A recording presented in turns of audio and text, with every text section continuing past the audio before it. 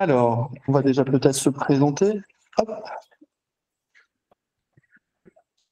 Alors, Claire, est-ce que tu veux commencer par te présenter, s'il te plaît?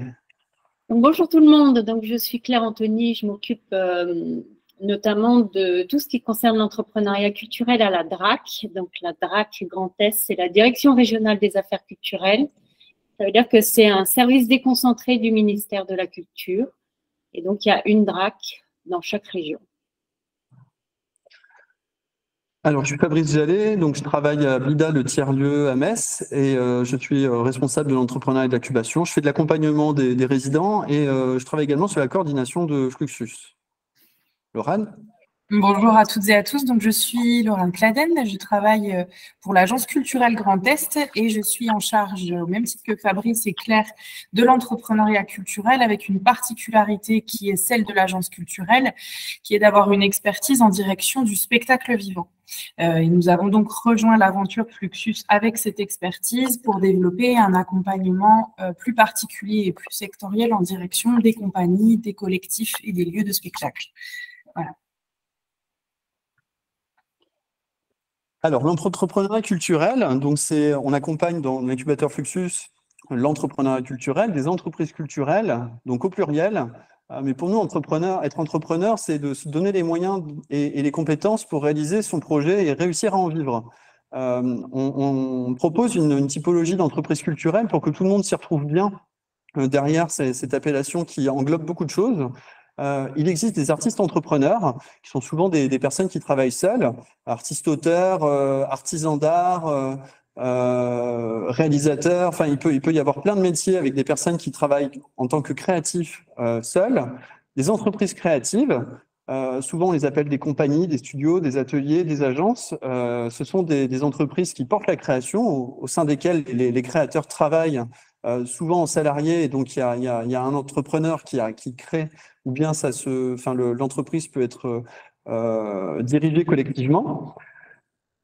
Il y a les entreprises qui entourent la création, donc pensez aux diffuseurs, aux exploitants, aux galeries, aux lieux de diffusion, aux distributeurs, aux éditeurs, etc. Donc ce sont des entreprises qui entourent la création, qui la développent ou qui l'exploitent. Il y a les startups culturelles qui sont des prestataires techniques. Donc on est un incubateur qui peut accompagner différents types d'entreprises culturelles selon les secteurs. Après, on vous montrera notre bilan. Jusqu'à présent, on a accompagné en grande majorité des créatifs qui souhaitent vivre de leur pratique, donc plutôt des artistes entrepreneurs et des entreprises créatives, des compagnies de théâtre ou de spectacle vivant, des studios, etc. Donc on se situe plutôt actuellement dans les deux premières, en tout cas en termes de projets accompagnés, mais potentiellement on est ouvert à tout type d'entreprises culturelles. Claire, pourquoi Fluxus? Alors, pourquoi Fluxus? Alors, je vais faire juste un petit historique. En fait, sur le territoire du Grand Est, nous avons la chance d'avoir un nombre élevé de formations, de filières culturelles et artistiques, à la fois sous tutelle du ministère de la Culture. Nous avons 9 écoles, c'est-à-dire 4 écoles d'art, 3 écoles de spectacle vivant, 2 écoles d'architecture, sans compter toutes les filières universitaires, les formations dans les écoles ou les structures privées. Ah, il y a un petit... Désolé, Claire.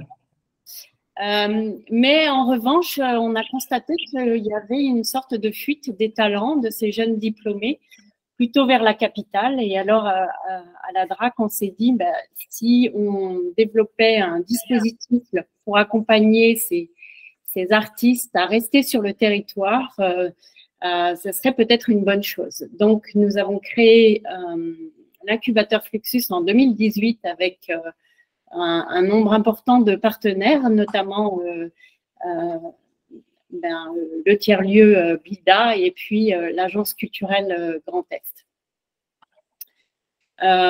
L'idée, en fait, c'est d'accompagner des artistes, voilà, dans tous les sens du terme, comme l'a expliqué Fabrice, toutes les personnes qui ont envie, en fait, de développer une activité et de se donner l'opportunité d'en vivre.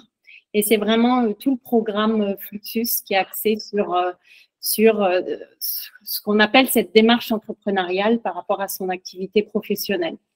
Donc, par rapport à d'autres incubateurs ou d'autres programmes d'accompagnement, Fluxus a 3 caractéristiques. Tout d'abord, il est régional, c'est-à-dire que vraiment, il est pour l'ensemble du territoire Grand Est.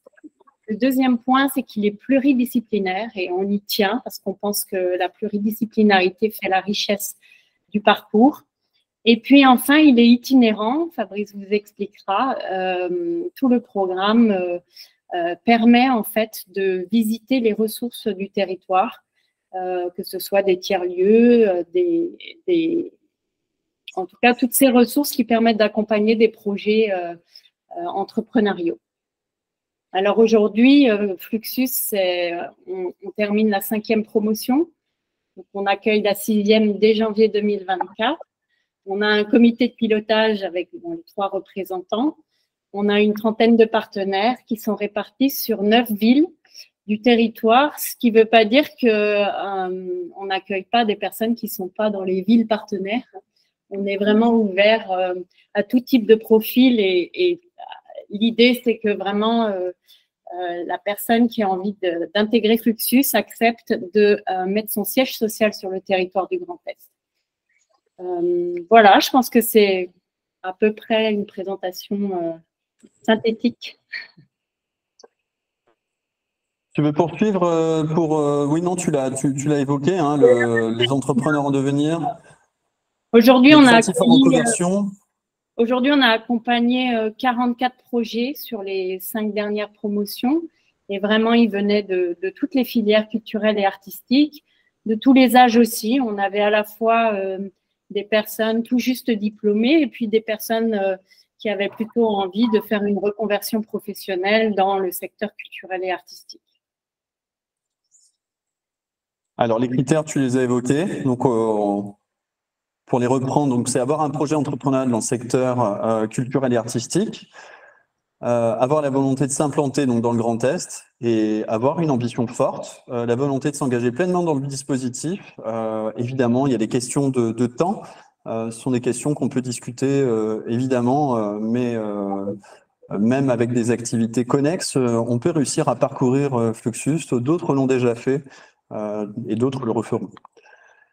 Alors, le programme d'accompagnement. Comme le disait Claire, il s'adapte autour des projets. Peu importe d'où vous venez dans le Grand Est, notre programme va se reconstituer autour de chaque projet. Donc, chaque année, on sélectionne une promotion d'une dizaine de projets. On effectue une sélection. Et puis, pour chacun d'entre eux, on va partir à la recherche d'un tuteur, d'une personne sur son territoire qui connaît sa pratique, qui connaît son métier et avec qui donc on va construire un cadre d'accompagnement. On va également rechercher un parrain qui sera plutôt un professionnel déjà installé qui va permettre de pouvoir donner son expertise, enfin partager son expertise ou partager des contacts, des points de vigilance. Évidemment, ensuite, il y a le programme. Alors, le programme, c'est une quinzaine de formations par an. Je vais les développer ensuite. 5 heures de conseils personnalisés avec un expert comptable qui a beaucoup de clients dans la culture. Et on sait que ça peut être parfois difficile de rencontrer des partenaires suffisamment connaisseurs dans les métiers de la culture. On organise des camps, donc un spring camp et un summer camp, donc en printemps et en été, des temps de séminaires, des temps à la fois de travail studieux, de visite culturelle, de rencontres avec des acteurs culturels et de convivialité voilà, pour souder chaque promotion de porteur de projet. On produit une vidéo chaque année. On propose également des ateliers sectoriels qui peuvent permettre d'apporter des connaissances supplémentaires dans des secteurs particuliers. Laurent évoquait le spectacle vivant, on pourra en reparler. Il pourrait y avoir des besoins spécifiques également dans les arts visuels et dans d'autres domaines. Et c'est aussi de cette manière qu'on s'appuie sur un grand réseau de partenaires. Chaque porteur de projet donc parcourt le programme. Chaque incubé donc vient dans les formations. C'est une quinzaine de journées de formation par an. Donc ça équivaut à peu près à 2 journées par mois, avec un déplacement dans une ville. À chaque fois, on se déplace chez un partenaire d'accueil. Et puis donc on propose 500 € de défraiement par projet pour défrayer les déplacements, les hébergements. Et puis, en fin de parcours, si les porteurs de projets ont bien travaillé, ils se voient dotés de 500 € de bourse d'aide à l'émergence. Alors, le programme d'accompagnement se compose donc de différentes formations, de modules de formation. Ça équivaut à 137 heures d'ateliers de formation au total. Les thématiques permettent de vous aider à définir vos projets, bien les définir, de savoir à qui les adresser, à bien les positionner dans vos environnements, à chercher votre modèle économique et ensuite à préparer votre stratégie d'entrée en marché, votre stratégie de développement. Évidemment, les questions de présentation de projet, etc. Donc, in fine, on encourage chaque porteur de projet à se doter du bon statut juridique, d'avoir défini la bonne stratégie de développement avec un plan comptable financier sur 3 ans qui lui permettent de démarrer son activité avec un peu plus de sécurité. Alors là, je vais peut-être demander à Thierry de témoigner puisqu'il a parcouru Fluxus l'année dernière sur ce programme, ce que vous étiez venu chercher et ce que vous y avez trouvé. Tu veux bien prendre la parole ? Ouais, pas de souci. Nous, à la base, on a rejoint Fluxus un peu par hasard, c'est-à-dire on a juste vu passer un incubateur culturel, on ne savait pas exactement ce que c'était. Et quand on a commencé à se renseigner, on a compris que c'était à peu près ce qu'il nous fallait, dans le sens où nous, on était à peine en train de se structurer professionnellement. Donc, on avait notre idée de projet, c'est-à-dire qu'on voulait faire du jeu vidéo.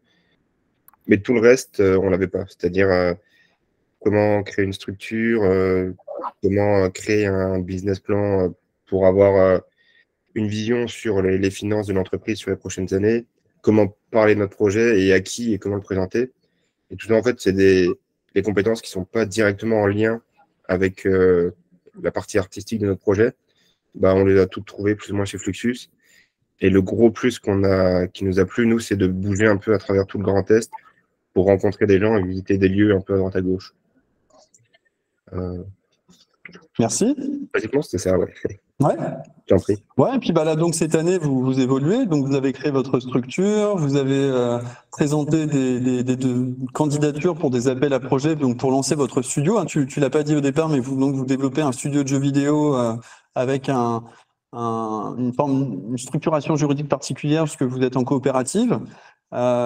Et donc là, vous continuez votre développement. J'imagine que vous utilisez encore les travaux que vous avez menés dans Fluxus pour continuer ce développement. Ouais, on utilise souvent le dossier qu'on a dû faire à la fin, le bilan final. On le remodifie un peu, mais on part souvent de cette base quand on doit représenter notre projet à des potentiels investisseurs ou collaborateurs. Ça nous faire une bonne base, vu que ça a bien défriché le terrain dans tous les sens. C'est un peu le but. Alors, l'ensemble de ces ateliers de formation ont vocation à permettre à chaque porteur de projet donc, de travailler sur un dossier et sur une présentation orale. Et c'est un dossier dans lequel vous venez puiser une fois que vous l'avez constitué. Donc, vous le travaillez et donc ça exige quand même du temps, de l'investissement. Mais une fois que vous avez fait ce travail, vous avez ce dossier qui devient on va dire une ressource pour vous, pour différents besoins, des présentations, des appels à candidature. Vous avez travaillé également sur des budgets.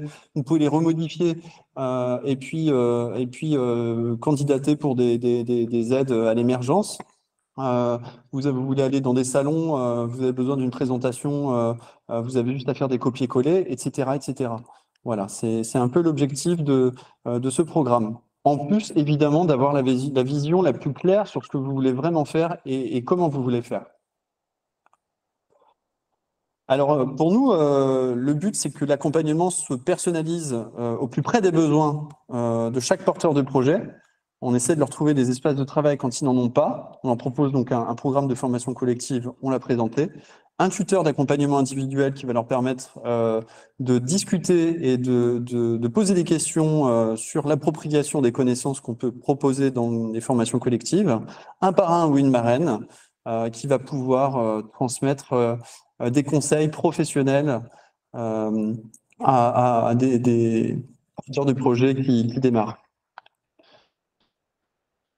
Alors, au cours des années, on a accompagné pas mal de projets. On peut vous en montrer une diversité. On peut peut-être échanger sur... on peut peut-être vous présenter quelques projets. Projet en 2019, il y avait beaucoup de projets autour du design et des arts visuels. Voilà, donc c'était une promotion féminine. L'année d'après, on a déployé dans davantage de villes le programme avec beaucoup plus de disciplines exercées et on a pu adapter le programme. Alors en plus, en pleine période de Covid, c'était pas simple, mais on a bien travaillé même à distance et permis à tous les porteurs de pouvoir s'occuper et avancer sur leurs projets, même s'ils étaient un peu bloqués en termes de concrétisation. Donc dans des domaines que vous pouvez voir assez divers et sur des territoires assez répartis dans le Grand Est. En 2021 également, il y a eu des premiers projets artisanat d'art, au design et artisanat d'art en 2021.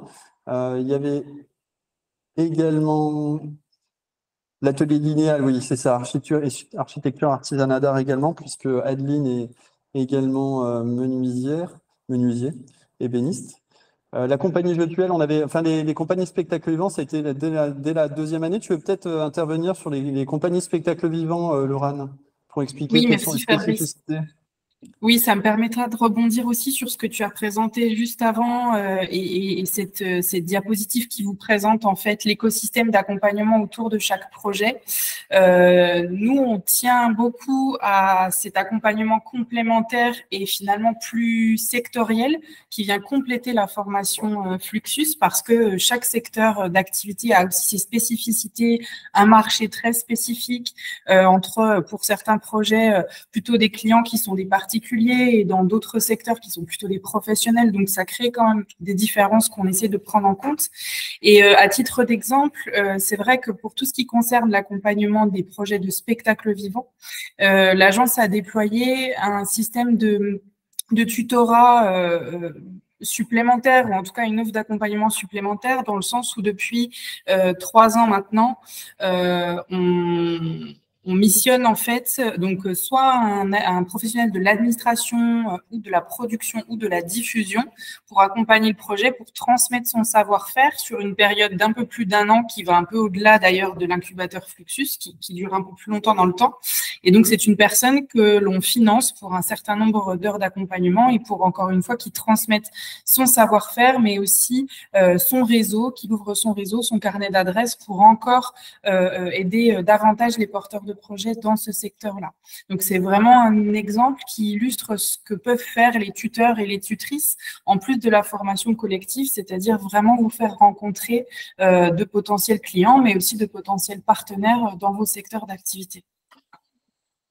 Merci, Laurane. Donc, des projets en spectacle vivant, on a accompagné la première année, donc la compagnie brûlante en 2020, donc, qui était un projet de marionnettes, hybride également, danse et vidéo.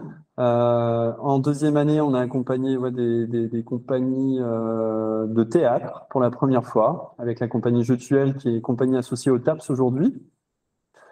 En 2022, on a accompagné également un organisateur d'événements immersifs. C'était ta promo, Thierry. Donc un studio de jeux vidéo, studio de graphisme, compagnie de marionnettes également, scénographe, artiste en musique aussi, deux projets musicaux, un groupe et une artiste solo, et des designers textiles depuis le départ, une paper artiste, Sarah Poulain de Super Papier, un designer qui est également très porté sur la menuiserie. Alors, Victor Bois, c'est son vrai nom. Ça ne s'invente pas, mais voilà, il travaille sur du design éco-responsable et utilise beaucoup la matière bois. En 2023, alors on n'a pas de photo encore parce que la cérémonie n'est pas passée. J'aurais pu prendre une photo du Summer Camp. Voilà un peu Les projets, donc on a un premier projet d'édition livre, des projets de spectacles vivants, avec un projet de cabaret cette année, un projet d'organisateur d'événements de hip-hop à Strasbourg, une recyclerie culturelle, hein, une recyclerie, donc un lieu dans lequel on collecte et on redistribue des matériaux pour la création, un projet assez original autour du cinéma et du tourisme. On laissera Pierre, enfin il n'est pas là, mais il faudra qu'il continue de l'affiner et qu'il le présente, mais c'est du tourisme autour du cinéma, c'est une nouvelle expérience. Un studio de création sonore, et puis un nouveau studio de design textile. Claire, est-ce que tu veux faire le bilan de 2018 à 2022? Donc, le bilan, eh bien, après du coup 5 ans, comme je le disais, on est aujourd'hui sur 9 sites de la région avec une trentaine de partenaires. Ça veut dire que les 30 ne sont pas forcément actifs sur une année, mais c'est en fonction des profils qu'on sélectionne. On va activer nos partenariats, que ce soit pour accueillir l'incubé dans un lieu de travail, pour avoir un tuteur qui est vraiment spécialisé par rapport au projet, pour avoir des parrains, marraines qui permettent de compléter cet accompagnement. Donc voilà, on essaye de faire ce maillage territorial. Il nous manque, voilà, comme vous le voyez, quelques partenaires dans le sud-ouest de la région, mais voilà, on ne désespère pas d'avoir demain des partenaires sur 3 ou en tout cas dans l'Aube. Voilà, Fabrice. Ou à Chaumont, ouais. Bon, c'est un peu le récapitulatif des 4 premières promos qu'on a accompagnées. Donc, comme vous le voyez, on essaye d'avoir un suivi en fait de l'activité à la sortie de l'incubation. Donc ça, c'est un petit peu les chiffres sur les 3 premières promos, hein, il me semble. Non, il me semble les 4. Ah, ok. Vous voyez qu'on a voilà, des profils très variés. Plutôt diplômés de l'enseignement supérieur, mais à la fois ministère culture et ministère de l'enseignement supérieur et de la recherche. Et même avec un âge moyen à 29 ans, on a accompagné 2 cinquantenaires, je crois, ou fin de quarantaine, début cinquantaine. Qui étaient en plein, soit reconversion professionnelle, soit avec le souhait de développer un nouveau volet dans leur entreprise et un volet plus culturel et artistique. Voilà, comme Régis Kern qui souhaitait, qui était spécialisé en fait dans la création de sites internet pour les malvoyants et qui a souhaité développer une activité plus artistique avec à destination des musées et des bibliothèques. Et donc, avec la création de tableaux en 3D pour les malvoyants, des tableaux classiques, en tout cas de notre histoire de l'art, enfin de notre culture, mais en 3D pour que les malvoyants puissent voilà, prendre connaissance de toute cette richesse. Les tableaux à toucher. Ça, voilà, ça c'est l'enquête sur les 3 premières promotions. Oui. Donc, vous voyez que les chiffres d'affaires sont explosés. Alors, bien sûr, ce n'est pas forcément les chiffres d'affaires de start-up dans le numérique, hein, mais on voit quand même que l'accompagnement a permis un bond au niveau du chiffre d'affaires et que ces artistes, auteurs ou en tout cas entrepreneurs qui venaient à Fluxus de manière souvent comment dire, solitaire, devenaient en fait des entrepreneurs et des managers puisque on peut compter 10 embauches et dont 2 CDI dans ces nouvelles entreprises culturelles. En plus, en effet, de la situation qu'ont pu avoir les dirigeants dans leur propre structure. Parce que donc 96% des incubés qui poursuivent leur activité, donc qui ont réussi à viabiliser leur projet.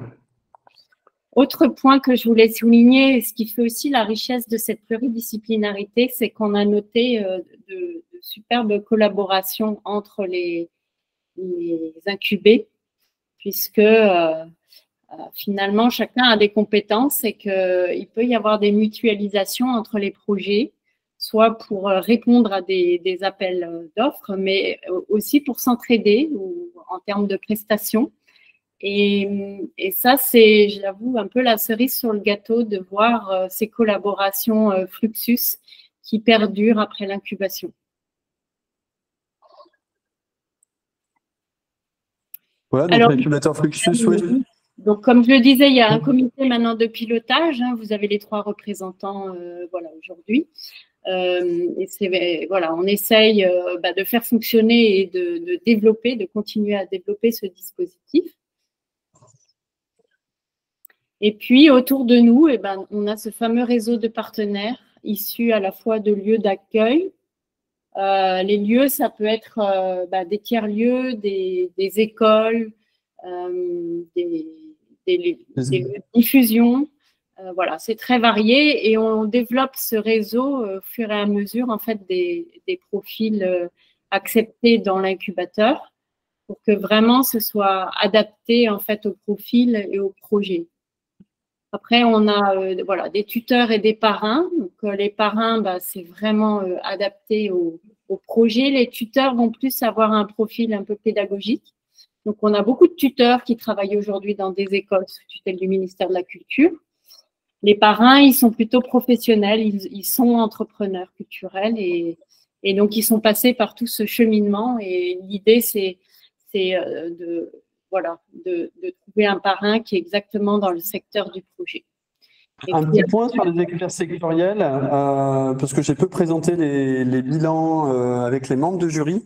À partir du moment où on candidate, on va recevoir donc nous les candidatures, on va évidemment les instruire, demander des avis, et puis on organisera des auditions pour sélectionner des projets. On fera appel à des experts. Et au cours du parcours, les porteurs de projets, on les évalue également pour leur permettre d'avoir des conseils, bien se repositionner. Donc, on fait appel à des experts sectoriels à même de pouvoir comprendre les projets et puis leur donner des conseils pour qu'ils puissent bien se réorienter. Donc, on fait appel à pas mal d'experts dans tous les domaines.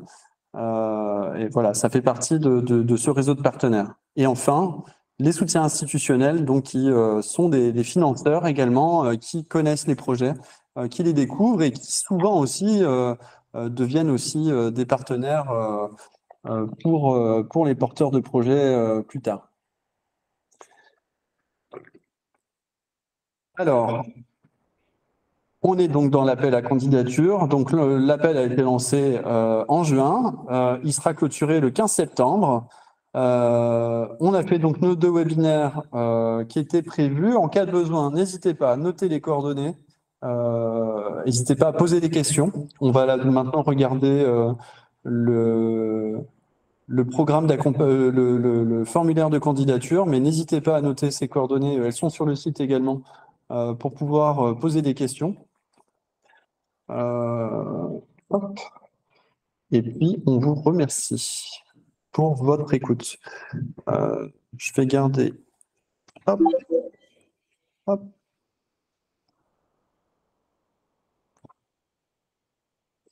Alors.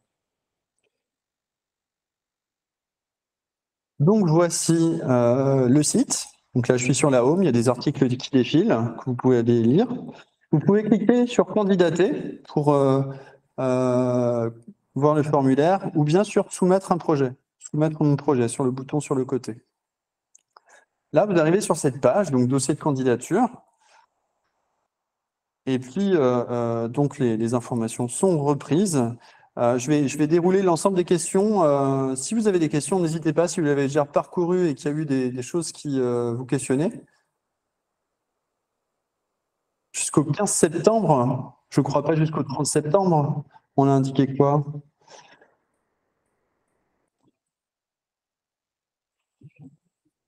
Allez-y. Nathalie. Oui. J'avais une question du coup en parcourant les questions posées. Ouais.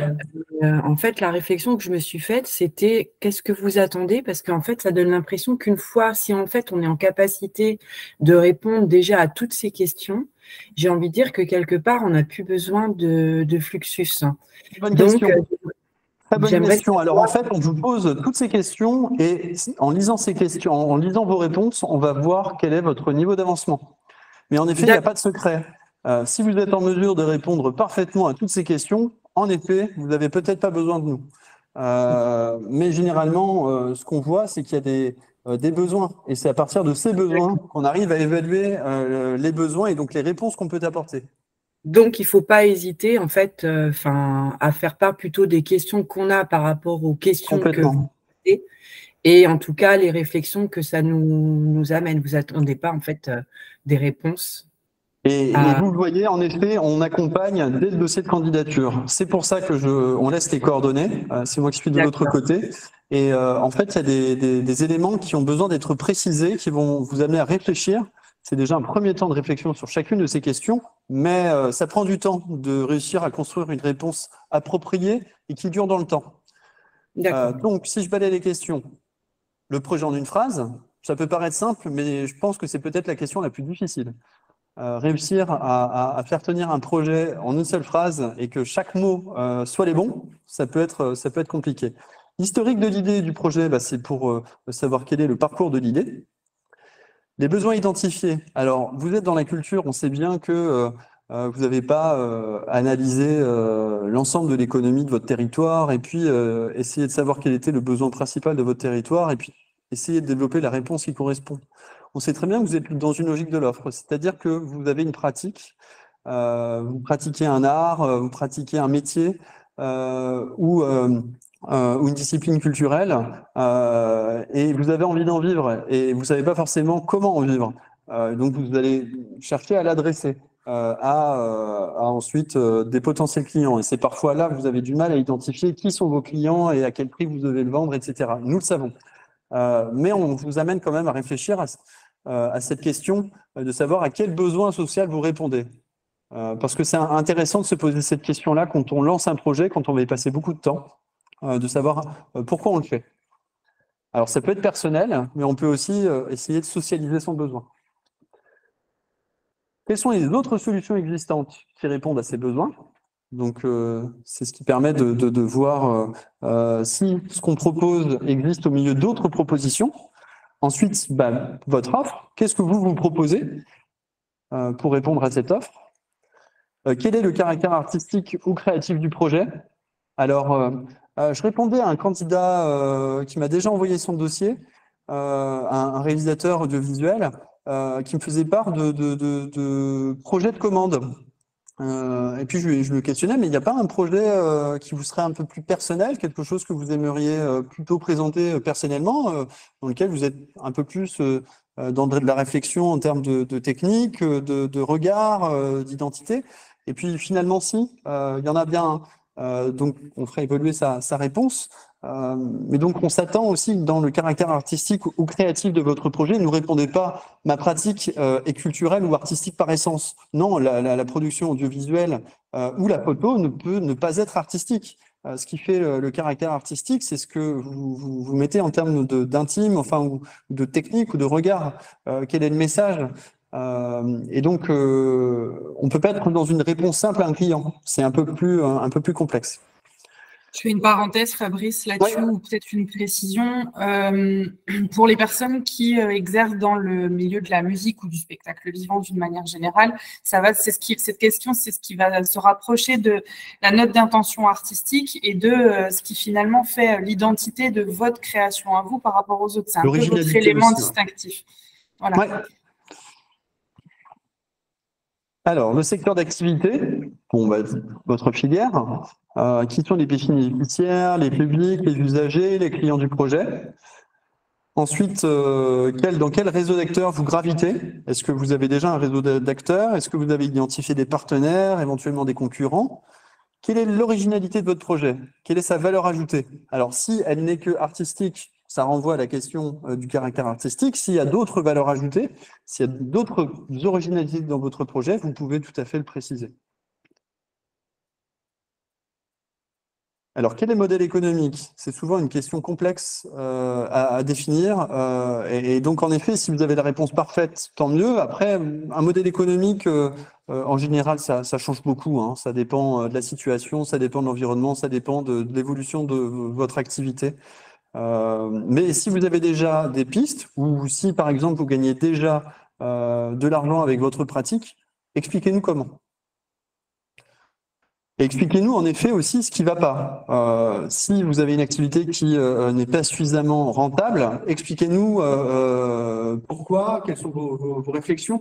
Peut-être ce que vous avez testé et qui n'a pas marché aussi, ça peut être intéressant. Alors, comment envisagez-vous le lancement de votre activité? Évidemment, pour celles et ceux qui n'ont pas encore lancé, si vous êtes déjà lancé, expliquez-nous comment vous avez lancé votre activité. Et puis, en effet, de la création, de la production à la diffusion, évidemment. Alors, le cadre juridique, c'est celui du projet que vous présentez. C'est pas le cadre juridique de projets avec lesquels vous travaillez. Si par exemple vous êtes vous essayez de développer une entreprise qui entoure la création ou qui porte la création, mais qui n'est pas la structure de créateurs eux-mêmes. Ne dites pas, par exemple, nous dites pas que les personnes sont inscrites, je sais pas moi, à la SACEM ou à la DACP. Ce qui est important, c'est quelle est la structuration juridique de la structure. Alors, sous quel statut? Est-ce qu'il y a eu un dépôt de marque? Ensuite, voilà, dans la question de la propriété intellectuelle, vous pouvez dire comment vous travaillez dans la propriété intellectuelle. Et évidemment, là, ça dépend de chaque secteur d'activité. Et donc, est-ce que vous avez déposé des créations ou est-ce que vous utilisez des dépôts? Et dans ce cas-là, est-ce que vous avez déclaré vos utilisations aux sociétés de gestion collective? Alors, comment vous voyez dans 5 ans? Alors, j'imagine que ça va vous paraître un peu difficile comme question. 5 ans, ça paraît loin. Si vous arrivez à vous projeter à 3 ans, c'est déjà bien. Mais si vous avez un rêve plus lointain, qui est peut-être un peu plus flou, ou bien qui vous paraît un peu trop idéal, et que vous arrivez à le projeter à 5 ans, bah, dites-le nous.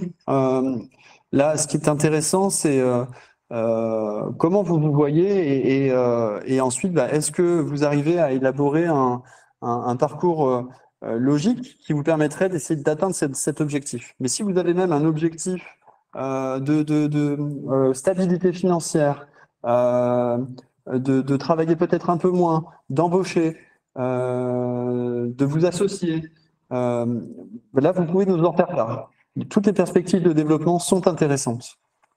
Évidemment, l'état d'avancement, c'est-à-dire où vous en êtes entre maintenant et votre projection.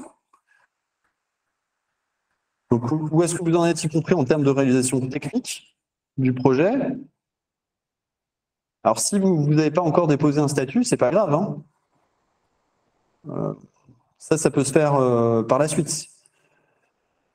Est-ce que vous avez des premiers clients, des bénéficiaires, des partenaires? Est-ce que vous avez déjà réalisé une étude de marché? C'est arrivé déjà qu'on accompagne des porteurs de projets qui avaient déjà réalisé une étude de marché dans le cadre d'un autre dispositif, que ce soit de la Chambre du commerce et d'industrie ou d'autres structures d'accompagnement. C'est pas parce que ça a déjà été fait que c'est suffisant. Voilà, parfois l'accompagnement qu'on peut proposer, qui pour nous est très culturel. Hein. Je l'ai pas dit d'ailleurs, tous les intervenants dans notre programme travaillent dans la culture. Donc il y a une forme de spécialité qui fait que ça peut être intéressant de parcourir le programme de Fluxus aussi avec ce regard et cette expertise dans les champs de la culture. Est-ce que vous êtes en contact avec d'autres structures d'accompagnement? Est-ce que vous avez fédéré une communauté? Est-ce qu'il y a des personnes ressources autour de votre projet? Est-ce que vous avez déjà obtenu des aides? Est-ce que vous pressentez qu'un partenaire pourrait vous accompagner dans votre parcours d'incubation? Dites-nous tout, parce que ça va nous aider justement à essayer de voir qui on peut mobiliser pour créer ce cadre d'accompagnement. Et enfin, très important, peut-être une autre question très importante. On pourrait presque résumer aussi en 2 questions. Le projet en une phrase et pourquoi avoir choisi Fluxus? Quelles sont vos attentes? Ça, c'est très important.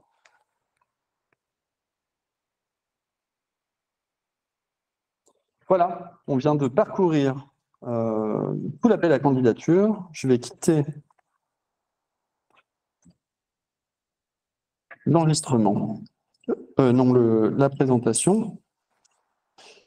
Et oui, je quitte l'enregistrement.